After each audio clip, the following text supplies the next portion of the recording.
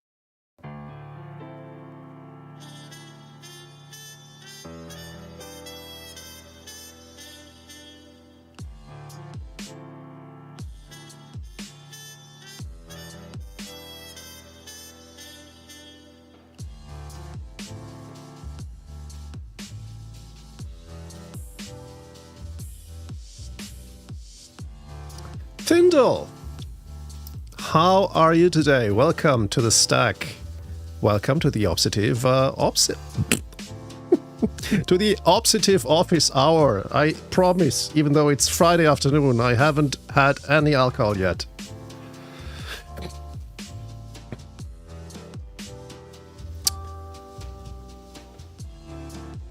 I'm doing a little bit of writing while I'm waiting for Linux or Ruby or other IT questions to come in. Oh, that's great to see that you're well. I'm doing grand too. I have the day off today, which is nice. My company has a policy that every last Friday of the month is time off. So yeah, I'm a little bit more relaxed today. Oh, you've been sick. Good to see that that you're on the way to recovering.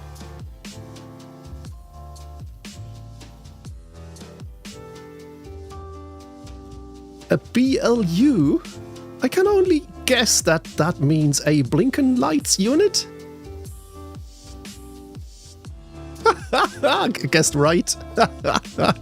Yeah, it's amazing. It's oh, okay, I see.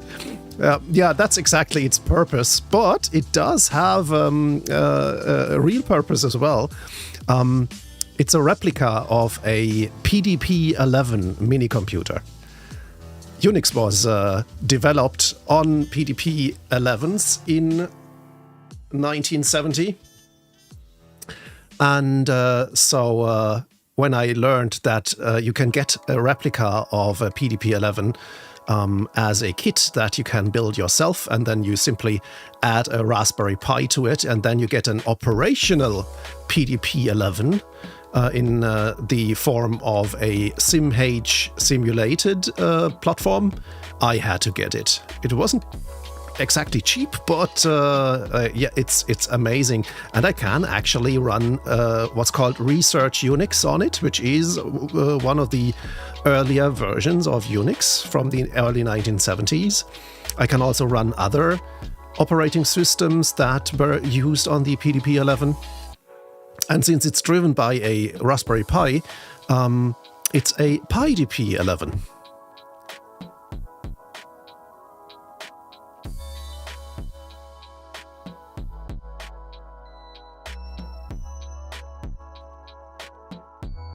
And yes, I know what you mean. There's always some kind of blinky thing in the background of some movie when it comes to using technology. And can it run Crysis? I don't think the PDP-11 was able to run Crysis, I'm afraid. I mean, I would love to. Eventually, I will find some performance comparisons, but I would guess my Apple Watch is more powerful than a fully kitted out PDP-11 for $200,000 in 1970s money. I have no idea. The new Pi 5.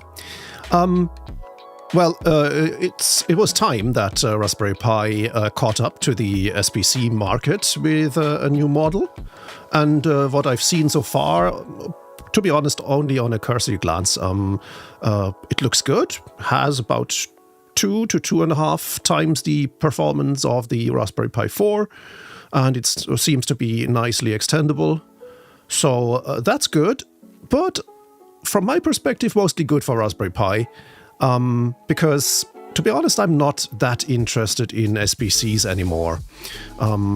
Especially now that since this week I got myself a new home server. I bought a used Dell Precision 5820 off eBay and installed Proxmox on it, and now I'm spawning VMs left and right and LXC containers. So that is much more fun than running stuff on such a constrained machine such as the Raspberry Pi. Even with the new models, being able to get 8 gigabytes of RAM or maybe even 16. Yeah, I'm not too excited about the new Raspberry Pi because it doesn't fill a gap that I have.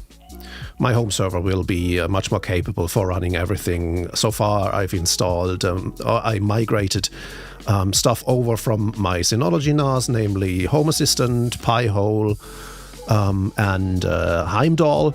Once the hard disks have arrived that I ordered, I'll also turn the home server into a NAS because the Precision 5820 has 4 hard disks hot swap bays, which is pretty nifty. And so I'll turn the machine into a NAS as well. And then I'll port over Jellyfin and Tube Archivist. Yeah, that's a lot more fun than simply working with a Raspberry Pi. I still have one in a box in the shelf behind me, and I might put it to use for something for my kids or so. Yeah.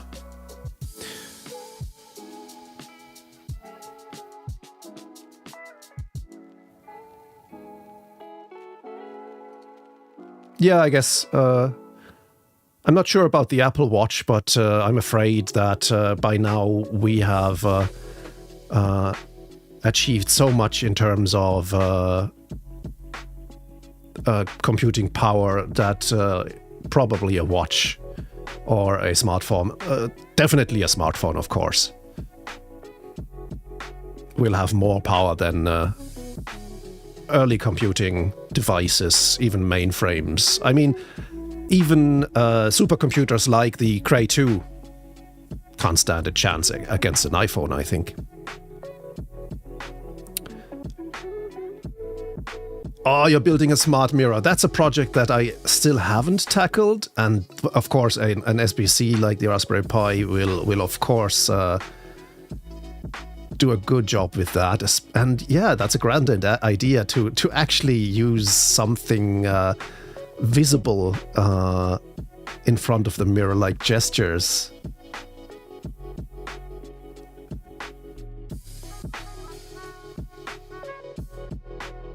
Yeah, and of course, a NAS requires a little bit more computing power than an SD card or something like that.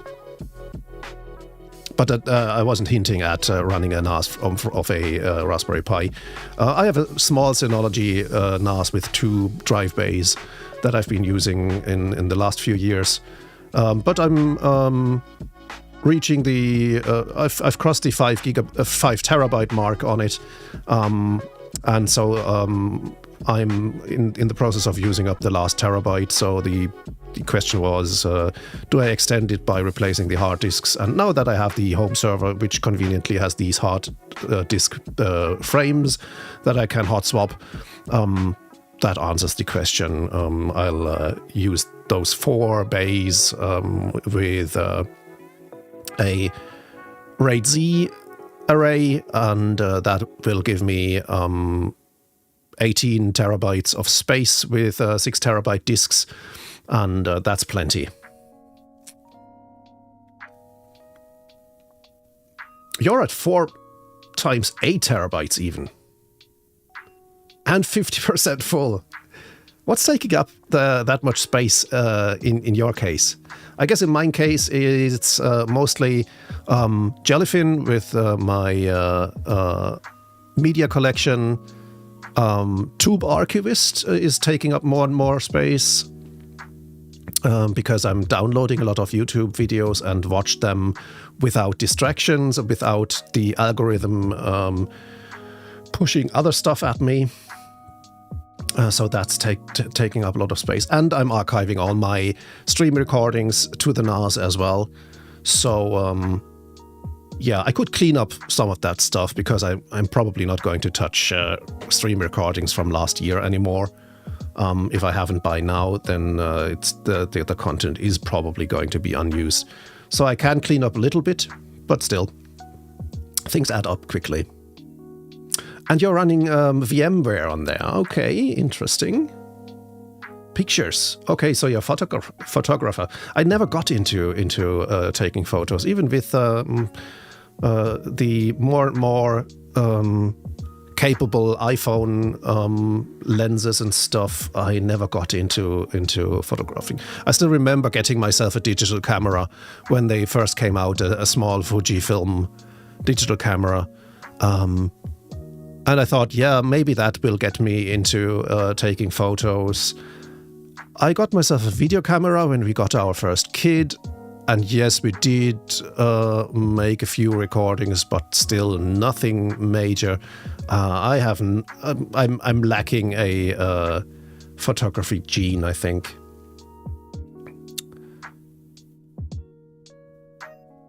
And you're getting terabytes of footage in a few days. Wow. Okay. Entirely legal media backups. Yep. Speaking of backup, I need to...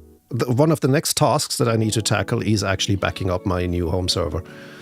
Because I can't just keep creating VMs on there and putting stuff on there that I might start to depend on without having a backup in place. So I need to solve that. Probably should make myself a to-do about this.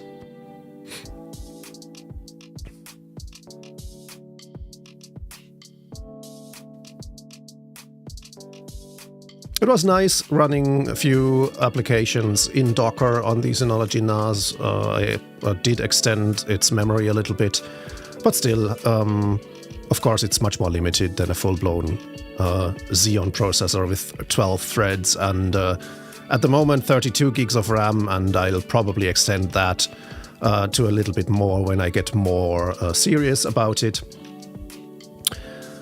The Precision 5820 is an impressive machine. You can actually put up to half a terabyte of RAM in there. So it's pretty impressive, and I can understand why companies paid thousands of dollars when they bought them new, and I got it for a few $100 used off eBay.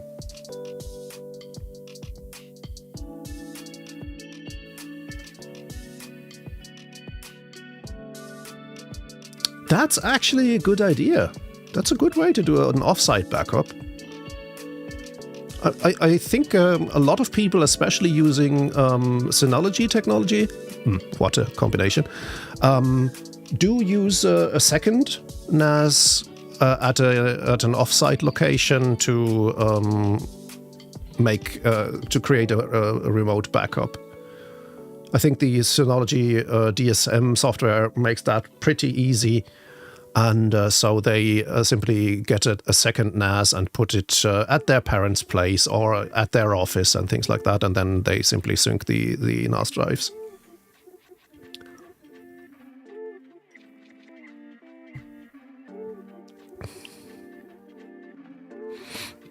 At the moment, I'm using an external USB disk at the Synology NAS for a local backup, and then I upload everything to B2 as well. So I'm going to use B2 as my offsite backup for the home server too.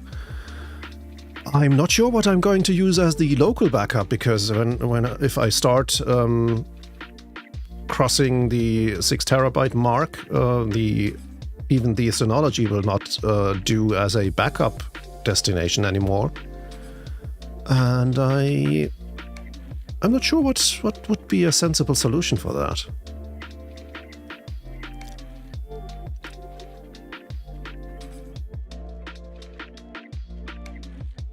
Yeah, gotcha. That's definitely a first step in the right direction. Having a local backup simply to turn back time if you screw something up or if something gets corrupted. But of course that won't protect you against theft or catastrophic situations like a fire or something.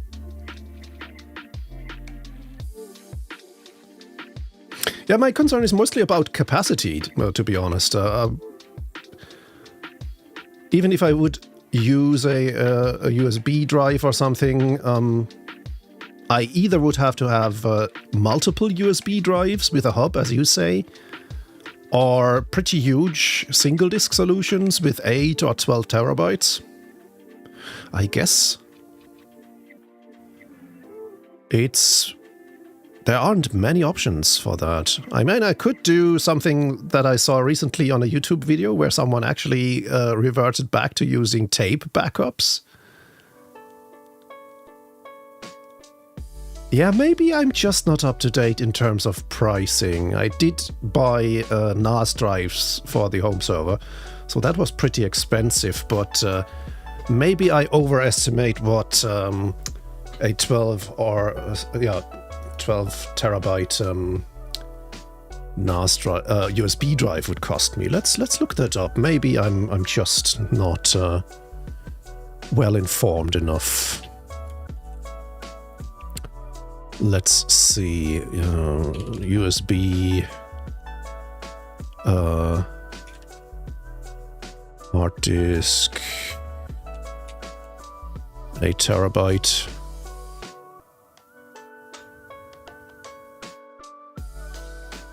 Okay, no, compared to the NAS drives, that really won't break the bank. It's $200 or a little less for 8 terabytes. Okay.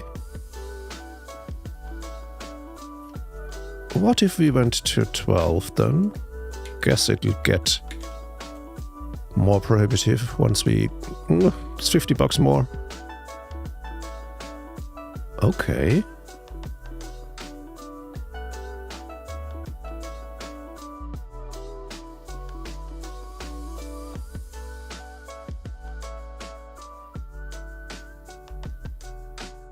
So maybe I simply get one of these USB drives to have a local backup of my most important data, and everything else, like say media collection,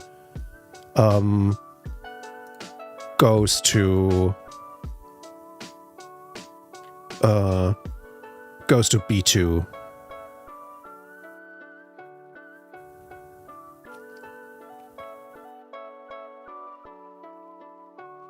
Yeah, I got myself 4 6 terabyte Iron Wolf drives. They were a little less than $200,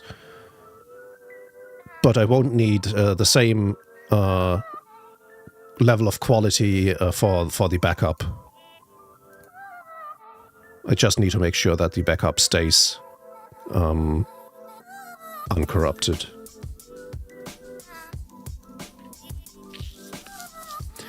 And I guess I don't, for example, I don't need to make a backup of what I have in Tube Archivist. I'm not archive.org and have to preserve everything that I've seen on YouTube. So that won't warrant a backup in any way.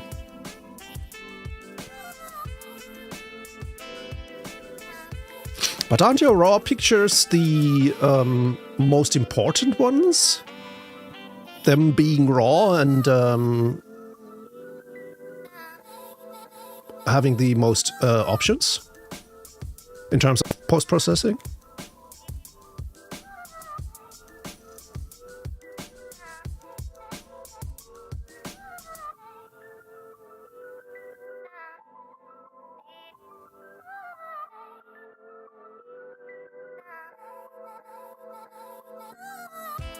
And I also should get into a process of archiving old footage, stuff that I produced for courses or for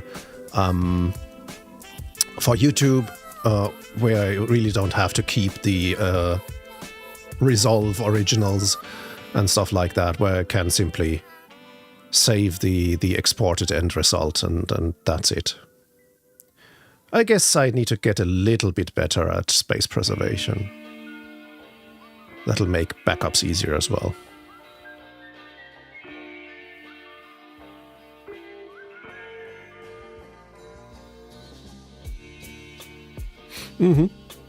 Yeah, that's definitely a challenge.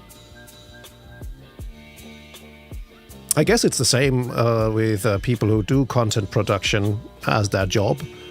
If you create a YouTube video every day and stuff like that, that adds up quite quickly as well, I can imagine. Yeah, raw pictures are huge.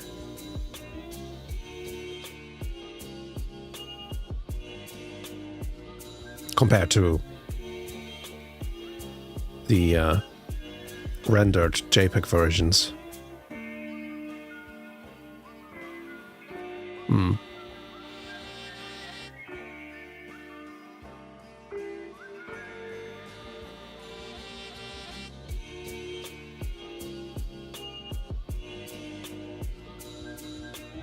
I was a little bit surprised when I noticed that my B2 backups kept taking an hour or 2 hours at night. I do them daily or nightly, and then I realized, yeah, that's probably the tube archivist stuff that I downloaded during the day, and maybe I should exclude that from the backup too.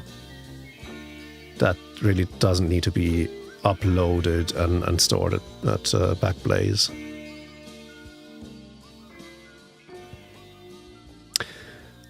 More work to do, but I'll actually write that down. Where do I note it? I guess I put it into Todoist.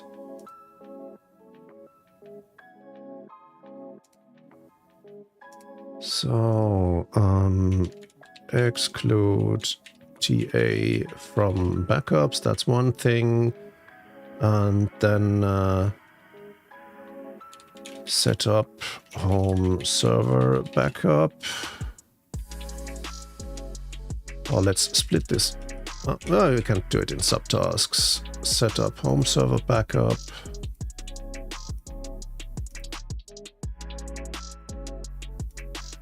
And we'll add a subtask. Local backup and off-site backup.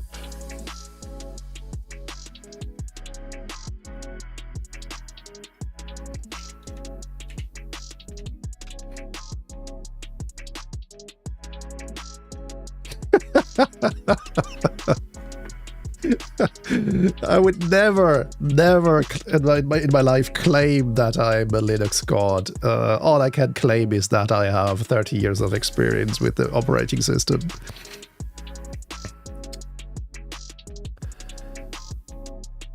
Yeah, mirror display, that's definitely possible as well, but it depends on your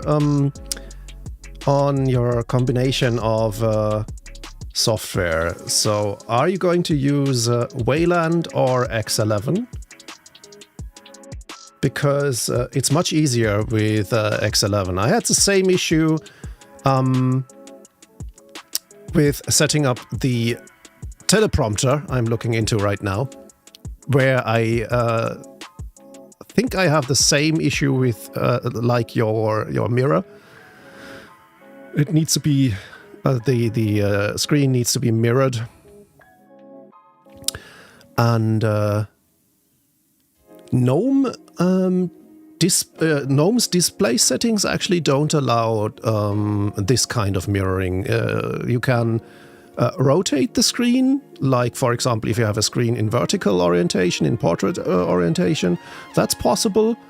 You can also, I guess, rotate it by 180 degrees, but that's not mirroring, that's simply a rotation. Thankfully, the X11 settings for, and that's another constraint for my NVIDIA card, allowed me to actually do mirroring.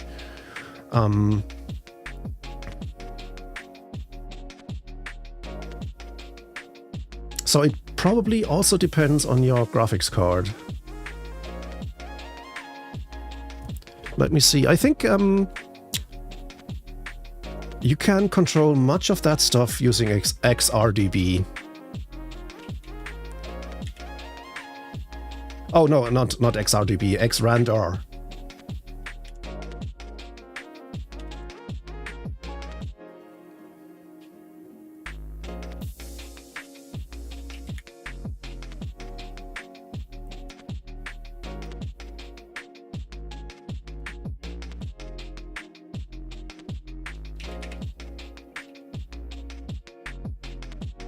So let's take a look at that.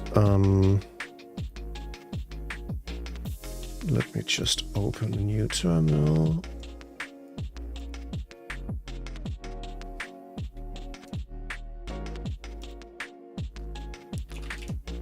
Oh, wait. Actually, I'll open the big font terminal.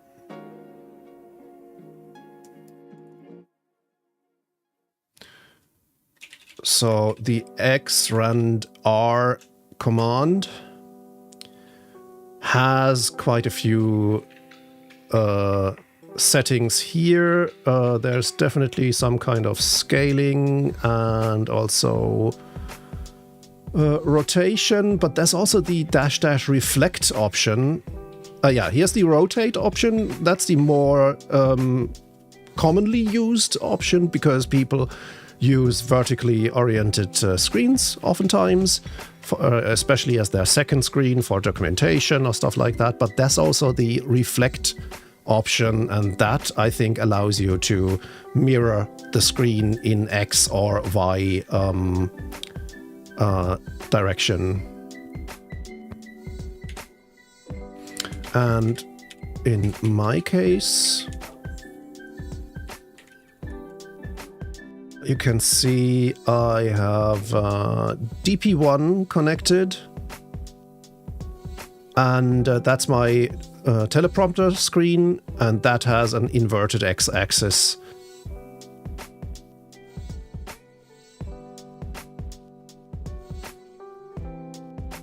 Which means, no, wait. Why do they all say inverted? Not sure how to read this.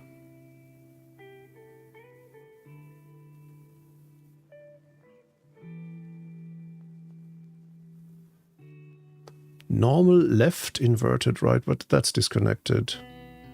DP0 is flipped.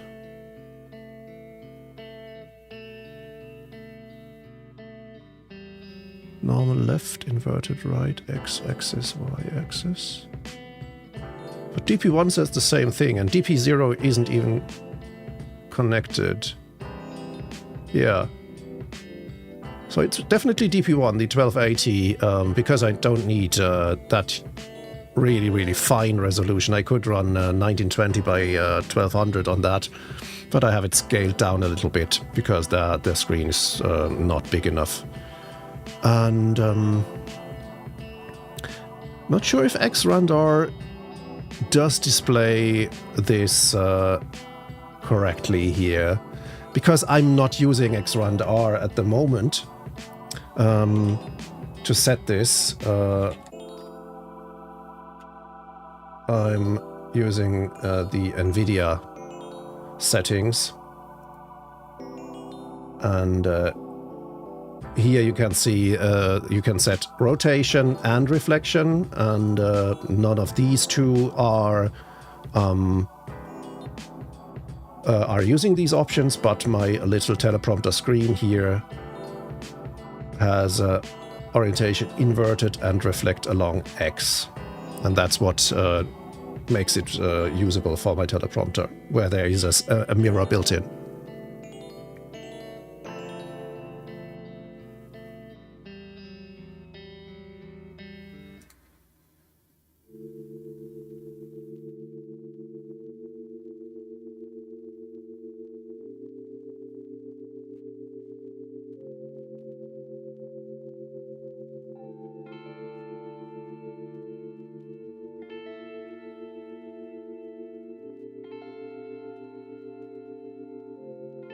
Yeah, I would have to look up how to actually read this output. I've never paid much attention to it. What maybe we can, my X profile should show how I use that. Yeah, here you can see I simply use DP2, which is my ultrawide in front of me, as the primary display. HDMI 0 is my secondary screen in HD resolution, and the teleprompter screen is on the right, with a lower resolution, and here I set reflection y-axis, which makes much more sense in teleprompter, and rotation normal. So it's just the y reflection that flips it around. It did nothing in Ubuntu. No idea. Hey, Exegete. Welcome to the stack. Happy Friday to you.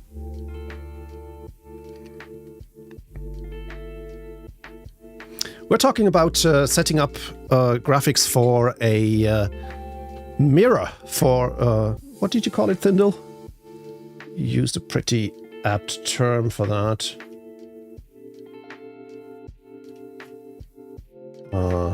Before we talked about NAS and stuff.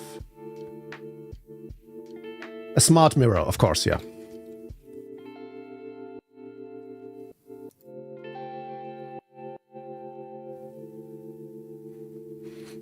I have a mirror, almost full height,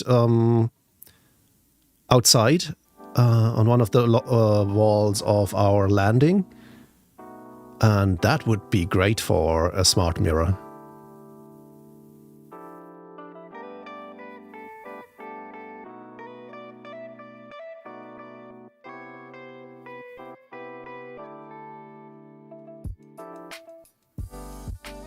No idea why xrandr didn't do anything on your Ubuntu version.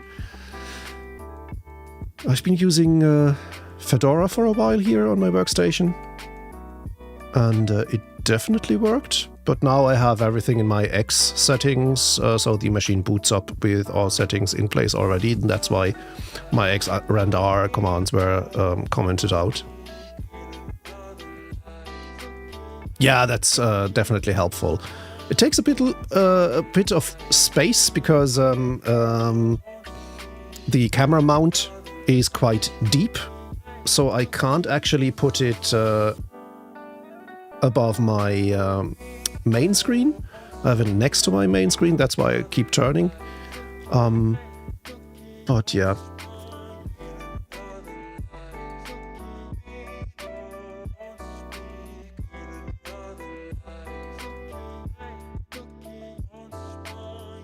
An ID10 error. A pipcac.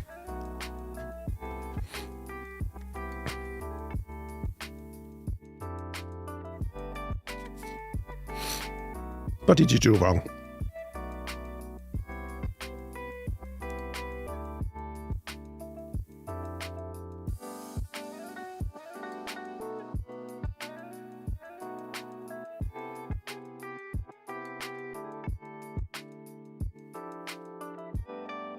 Oh, okay. So you have a hunch what you did wrong.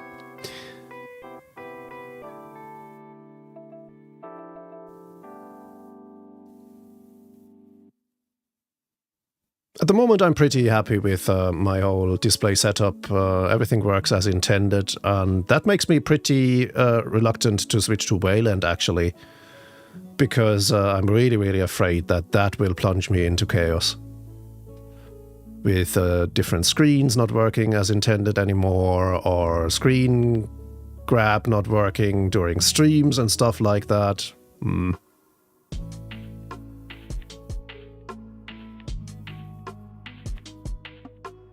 Hey, we are all winging it, just on different levels, I guess. But there's no day that I don't spend a few minutes on Stack Overflow or Superuser or something like that.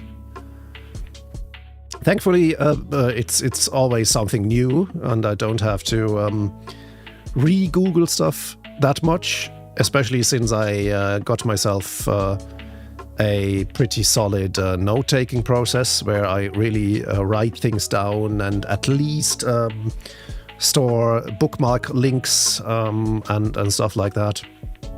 So that helps my feeble memory a lot, but hey, it would be boring if we weren't learning anything anymore.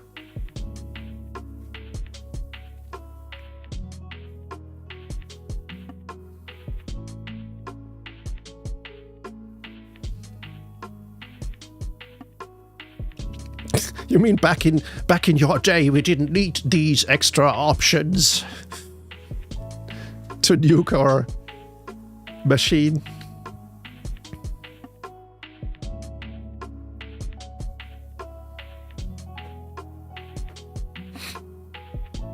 You know what I need to learn every day? It's definitely something that's in my personality.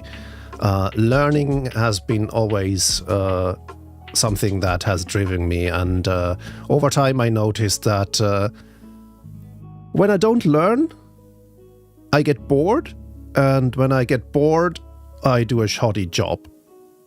And that got me fired at least once, or my contract not prolonged, but that's pretty much the same. Because I got bored with the job, and apparently that showed, and so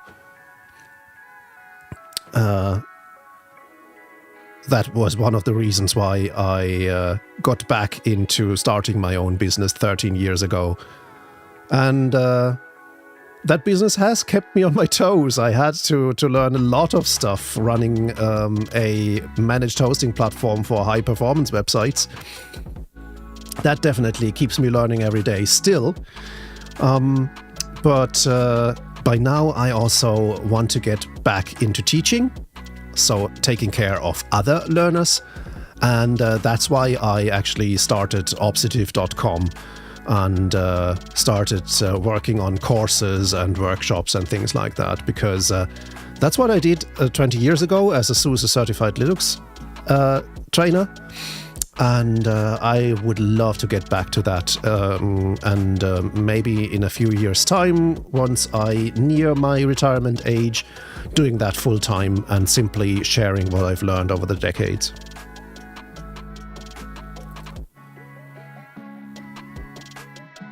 Which is also why I have that little gauge down there with my first €1,000 goal. So if anyone would like to support my transition from active site reliability engineer to a Linux trainer, my Ko-fi page is waiting for you.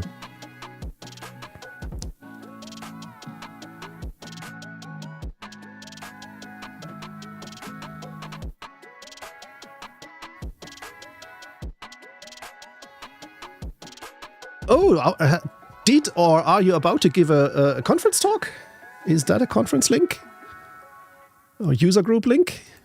Let's see. Let me see.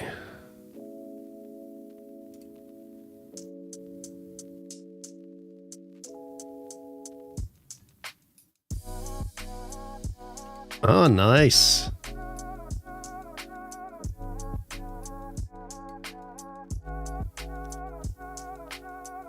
And that's going to happen later in October. Okay. In Göteborg.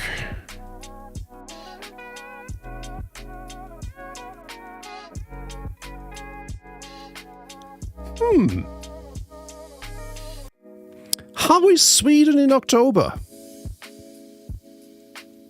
It might actually conflict with DrupalCon. I'll be at DrupalCon Lille in October, and I'm not really sure when that's going to happen. I would have to look at my calendar. And I guess .NET isn't really my thing. Otherwise, I would consider dropping by and saying hello.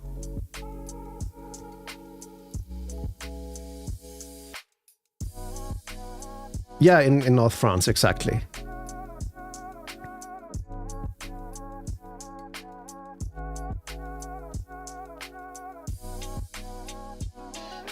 Grey and boring, yeah.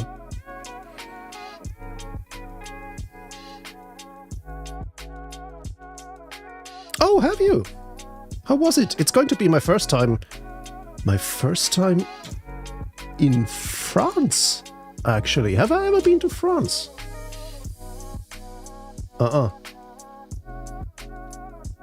If you don't count the Alsace, I don't think I've ever been in France.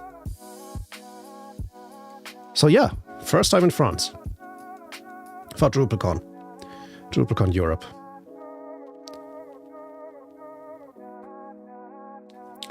Beautiful place, but only in the city center? Oh, okay. Uh-huh. So that's not... Yeah, you should probably not venture outside if you don't have to.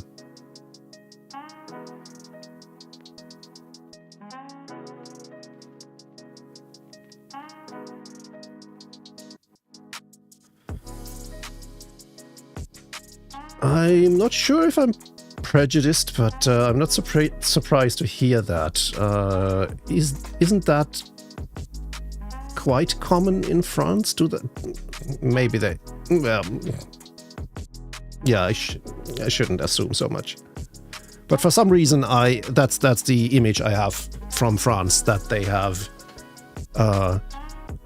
quite extensive social issues that they weren't yet able to resolve.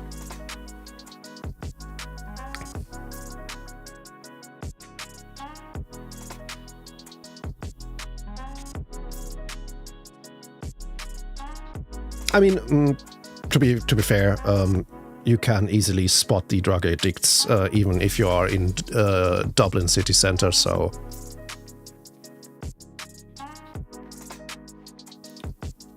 Verdun, Paris, then Lille, and then Dunkirk, Rotterdam. That sounds 4,000 kilometers in 1 week. Nice, but sounds like a nice trip.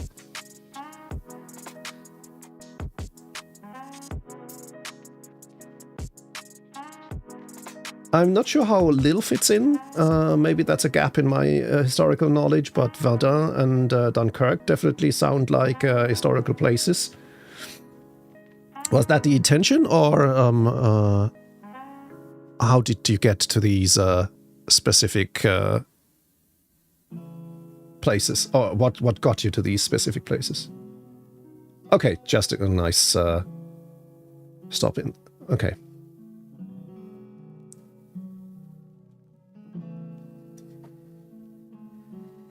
Yeah, I should educate myself about Lille a little bit more. Even though I'm afraid I won't get to see much of it because I'll basically drop in, do DrupalCon, and then fly back home.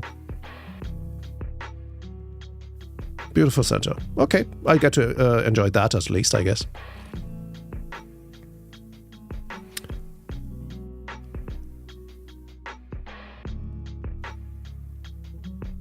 Exactly, Exegete.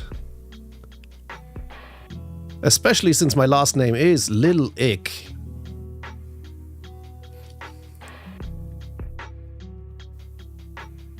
Or Lilich, as it's properly pronounced.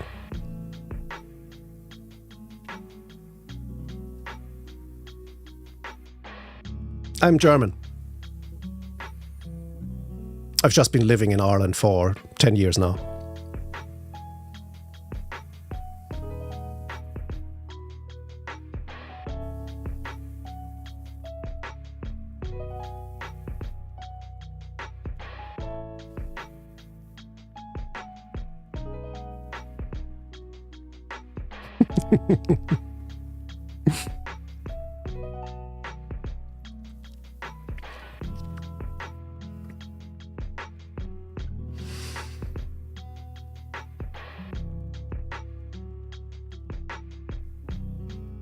So, any more questions?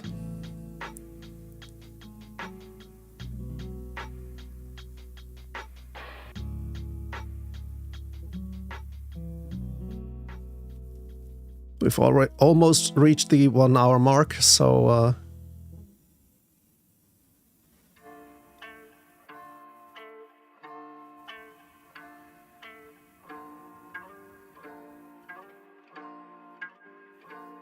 it's not exactly impossible. It'll take me, I guess, 1 or 2 more decades to really lose the German influence, but yeah.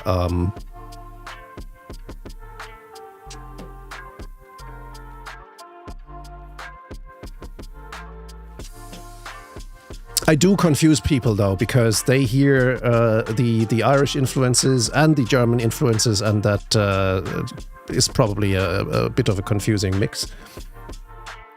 Yeah, but I'm honestly pretty happy that I was able to lose the hard German accent, because I did actually struggle when I visited Ireland for the first time, which was in 1998. I did 2 weeks of holidays with my brother, who's 3 years younger than me, and he seemed to blend in immediately, and he didn't sound that German to my ears, but myself, having had just high school English, and which is, of course, when you learn it as a second language, you are judged by pronouncing everything properly and enunciating and things like that. So I had that in me still, and of course that's not at all the way that people speak on the streets, and I couldn't shake it until I actually made the move here. And then it suddenly went quite quickly, so I probably just loosened up, knowing that I'd be living here for a while.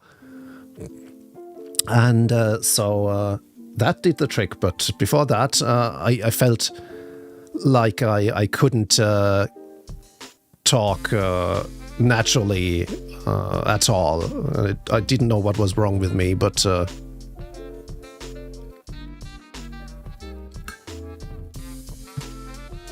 yeah, and with my kids, it's a completely different game. My daughter was 6 when we moved over, and my son was half a year. So, yeah. My daughter can actually talk in multiple different English accents. It's really fun when she tries to do a Southern American accent or a British accent and things like that. That's really hilarious.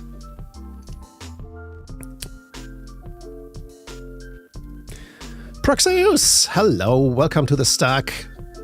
Coming in at the end of the Opsitive office hour. Have a great weekend yourself, Hindle. That was a great chat.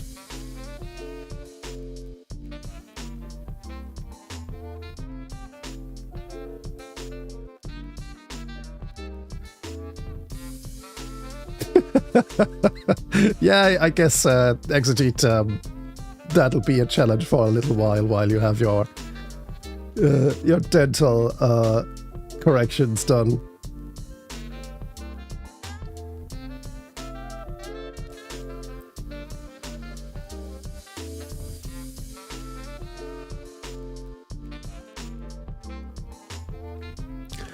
All right, folks, this was fun. I'll be off into the weekend. As I said, I have the day off anyways, and yeah, I guess I'll have to mow the lawn later. And I'll be back next week with another live coding stream on Tuesday afternoon, 1 p.m. UTC, and a few more live streams that I'll schedule as events in the Opsitive Discord server, so you can join us there if you haven't yet. The URL is still in chat. And you can also take a look at my stream schedule on my Twitch page.